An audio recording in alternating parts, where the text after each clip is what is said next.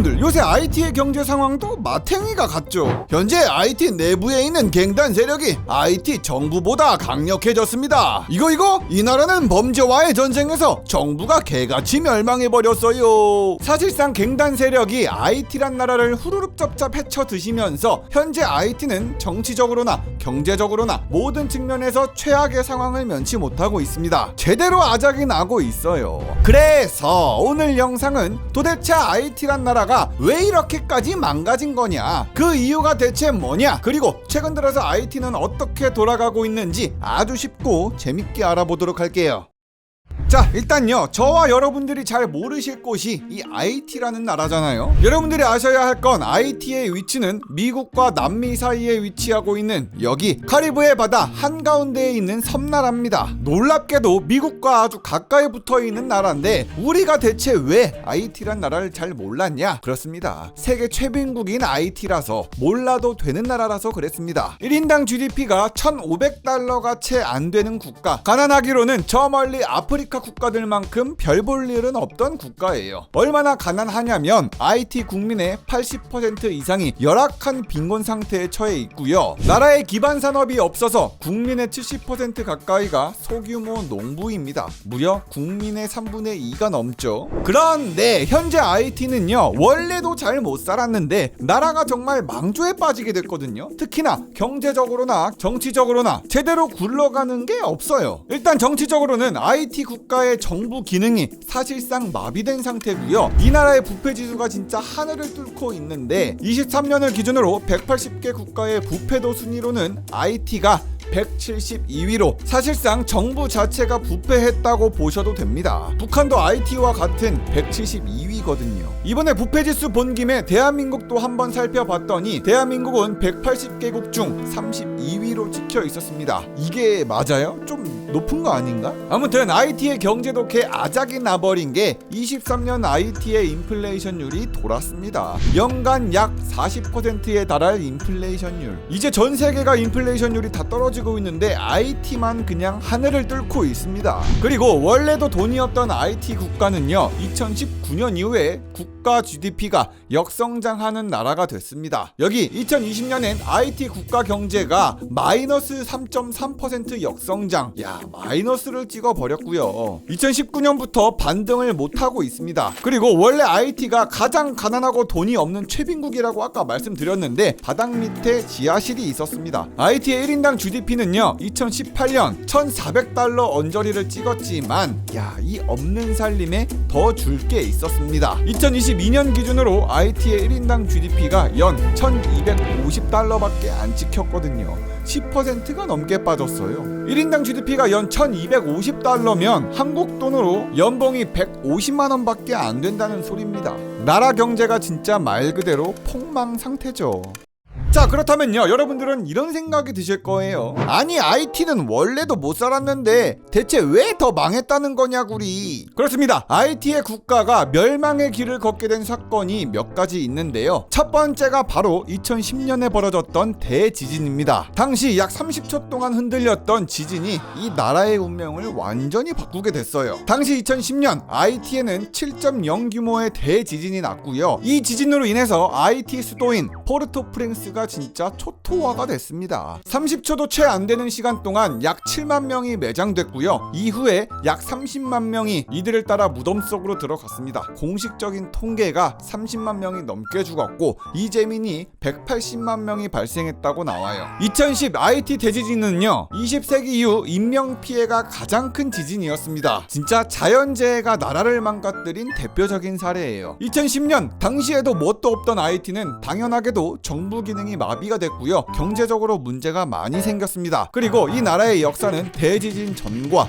후로 나뉘게 되었죠. 왜 그러냐면요, 대지진으로 정부가 제대로 안 굴러가니까 뭐가 생기겠습니까? 경찰, 군대, 소방이 잘 안 굴러가면 그렇습니다, 시민들이 나섭니다. 그리고 치안이 부족해지니까 범죄 조직들도 많이 생기고 갱단이 계속 생겼죠. 아니, 정부가 없으니까 나라도 나 스스로를 지켜야죠. 갱단이 될 거예요. 지진으로 인해서 치안 공백이 생기지 생기자마자 이때부터 갱단 세력들이 확산될 수 있는 기회가 나왔던 거예요. 이 뿌리가 여태까지 이어지고 있죠. 그리고 이 갱단들이 또 많이 성장할 수밖에 없었던 게 제대로 된 정부도 없었고 경제가 풍만한 상태에선 아주 당연하겠지만 일자리가 없었다고 보는 게 맞습니다. 젊은이들은 모두 빈곤하고 실업자 신세이기 때문에 많은 청년들이 일할 곳은 갱단밖에 없었죠. 왜냐? 갱단은 일을 줬거든요. 많은 IT의 젊은이들에겐 미래도 교육도 직업조차 없습니다. 희망조차 없는 젊은이들이 갱단에 가입하는 이유는 당연히 이해가 되지요. 그곳에 가면 일이 있고 돈이 있으니까요. 젊은이들한테 갱단이 유일한 생존 수단이 되면서 많은 청년들이 갱단에 가담을 했습니다. 이렇게 갱단의 세력은 점점 커졌고요. 부패하고 무능했던 IT 정부는 더더욱이 망가지기만 했습니다. 그런데 시간이 지나서 2021년 진짜 IT에 믿을 수 없는 거대한 일이 하나 터지는데 IT 현직 대통령이 자택에서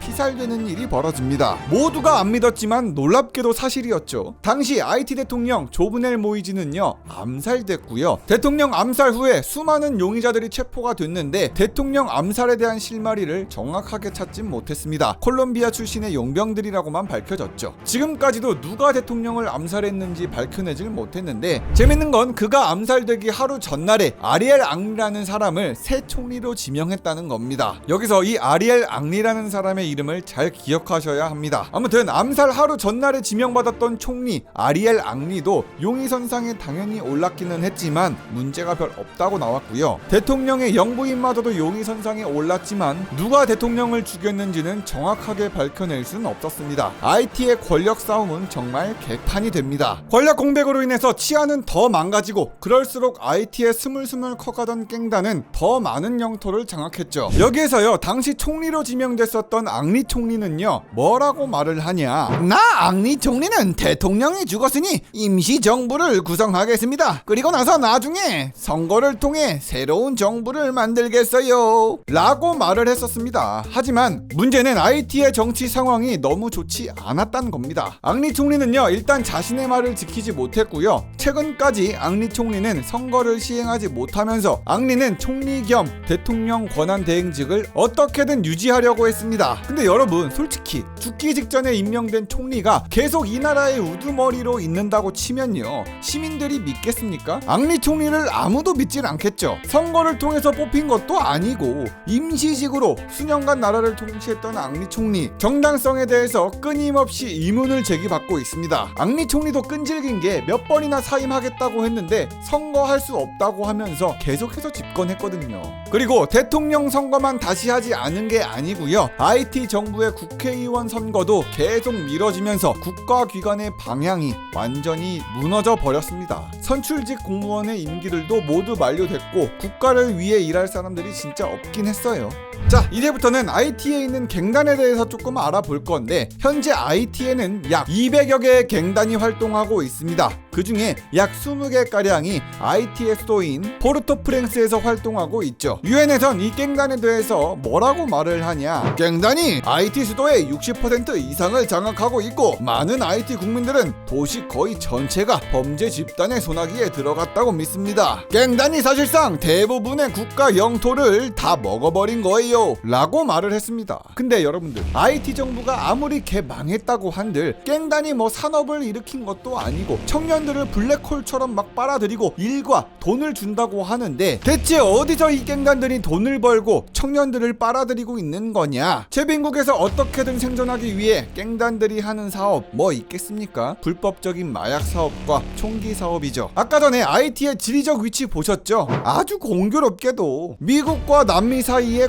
애매한 위치, IT의 지리적 위치가 지렸다고 볼 수 있습니다. 중남미 마약 밀수의 통로가 될 수밖에 없는 IT의 운명. IT 정부는 그냥 종이 호랑이일 뿐이고 마약을 어떻게 잡아? 갱단을 어떻게 잡아? 이미 정부의 기능이 상실됐다 보니까 구멍이 뚫려버린 해상, 육상으로 마약이 쏟아져 들어옵니다. 근데 IT 바로 위는 미국하고 겁나 가까워. 내다 팔 시장도 코앞이네. IT는요 콜롬비아와 베네수엘라에서 오는 마약의 이상적인 경유지입니다. IT에 펼쳐져 있는 수많은 비밀 활주로와 해안선을 따라서 오랫동안 밀매업자들이 마약을 엄청나게 수입을 하고 게다가 마약 밀매는 곧 총기류, 무기류도 함께 같이 들여오기 때문에 IT 갱단들은 모두 중무장을 할 수가 있었습니다. IT 정부와 싸울 준비도 같이 되는 거야. 주먹 쓰는 갱단이 아니라 총 쏘고 대포 쏘고 요새는 심지어 드론까지 날린다고 해요. 진짜 갱단이 맘만 먹으면 정부보다 강력해질 빌미가 많죠. 마약으로 돈줄 확실하게 잡고 있고 무기 밀매로 무력까지 동원할 수 있으니까 갱단들이 뭐가 무섭겠어요. 그냥 다 날뛰지. IT의 주요 갱단을 말씀드리자면요, 첫 번째 G9 패밀리 연합이라고 해서 주요